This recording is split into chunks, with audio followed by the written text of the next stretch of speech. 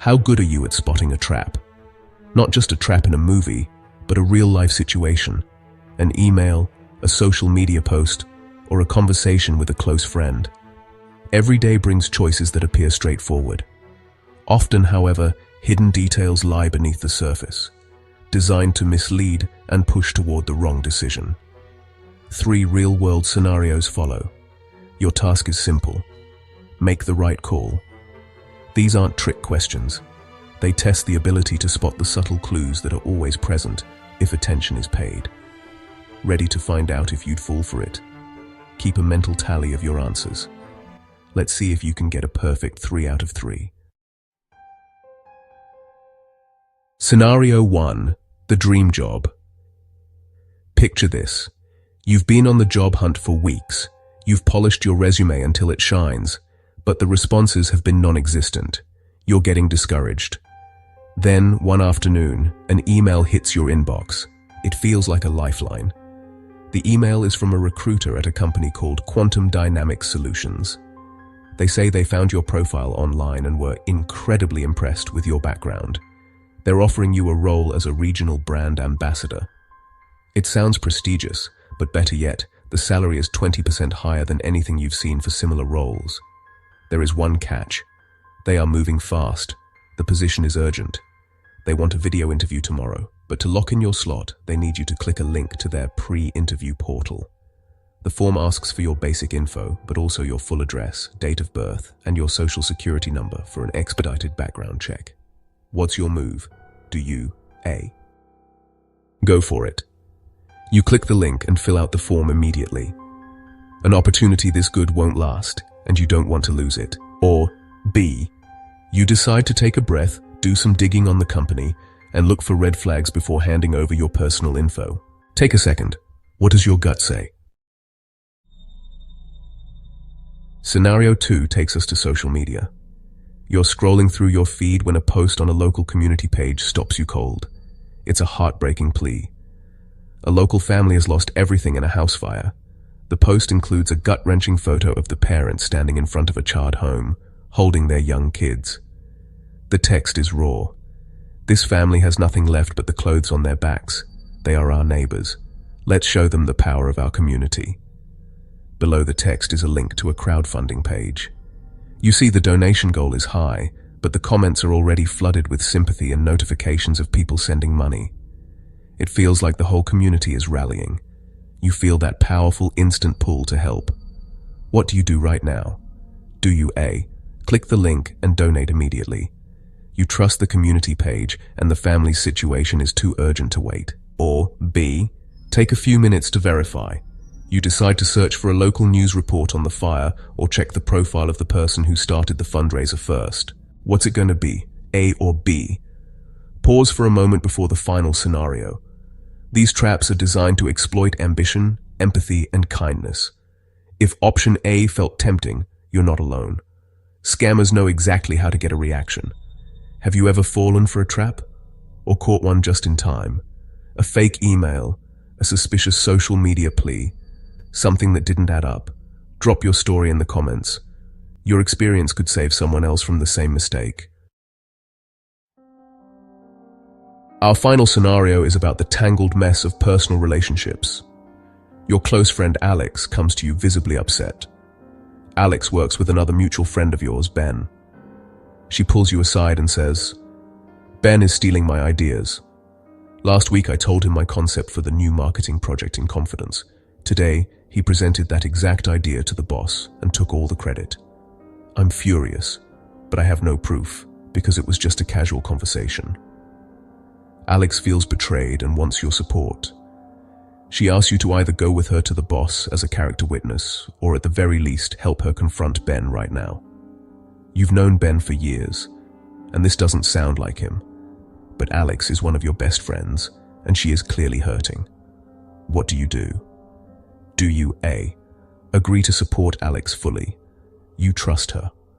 Loyalty is everything, so you agree to confront Ben or vouch for her to the boss.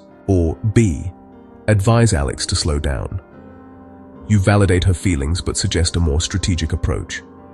You offer to help her find evidence or figure out how to handle this without making an accusation that could blow up in her face. This is a test of loyalty versus logic. What do you choose? Most people get at least one of these wrong. If you chose A for any of them, you're currently walking into a trap. Let's find out which ones. Alright, the decisions are in. It's time to go back and dissect these scenarios to see if you fell for the trap. Let's start with the job offer. If you chose A, you unfortunately fell for a classic phishing scam. The correct choice was B. This setup was designed to bypass your critical thinking using 3 specific psychological triggers. First, the bait. The high salary and flattery are meant to make you excited so you stop being skeptical. Second, artificial urgency. By saying the position is urgent and the interview is tomorrow, they force you to act before you can think. Finally, the red flags. No legitimate company in the US asks for a social security number before a single interview has even taken place. That info is only needed at the very end of the hiring process. By choosing B, you move from being a victim to being an investigator. A quick search would have likely revealed that quantum dynamic solutions doesn't actually exist. Next, the heartbreaking social media post. If you chose A, your heart is in the right place, but you might have just sent your money to a scammer. The correct choice was B. This scenario is about emotional manipulation. Scammers often use real photos from old news stories to invent new tragedies. They know that empathy is a powerful buy signal. A local community page feels trustworthy, but these pages are rarely moderated for fraud. Even the comments saying, "I donated," can be fake accounts designed to create a bandwagon effect. Choosing B doesn't make you a cynic, it makes you a responsible donor. A real house fire is a public event. If it happened, there will be a news report. By taking 5 minutes to verify, you ensure your generosity actually reaches people in need, rather than funding a criminal's next project.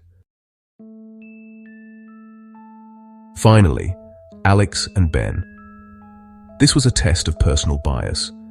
If you chose A, you chose loyalty over logic. In doing so, you might have made a bad situation much worse. The smarter choice was B. The core problem here is the total lack of evidence. When a friend we trust tells us a story, our confirmation bias kicks in. We want to believe them, so we ignore the holes in the story. But accusing someone of professional theft without proof is a nuclear option. By choosing B, you aren't being a bad friend. You are being a rational friend. You help Alex shift from an emotional reaction to a logical plan. By asking, "Was anyone else around?" or "Did you put this in an email earlier?" you are helping her build a case, or helping her realize she might have misunderstood the situation before she does permanent damage to her own reputation and her relationships. So, how did you do? Did you get a 3 out of 3, or did the traps get you? Whether you aced it or fell for a few, the real lesson is this. Critical thinking is the skill of putting a pause between a situation and your reaction. In each of these cases, the wrong path played on our best human instincts, our ambition, our empathy, and our loyalty. These are good traits, but without critical thinking, they are vulnerabilities. The next time you feel a sense of extreme urgency, an intense emotional pull, or a rush to take a side, stop. Ask yourself, what is the evidence? What is the source? And what happens if I'm wrong? Critical thinking isn't just for the classroom. It's the tool that helps you navigate the world without getting scammed, misled, or drawn into unnecessary drama. It's a muscle, and you just finished your first workout. If you found this video helpful, give it a like to help others discover these insights. Share it with someone who could use a reminder about healthy relationships. And if you're passionate about self-empowerment and personal growth, subscribe for more content like this. Check out the video on screen now or explore the channel for even more tips and guidance. Thank you for watching.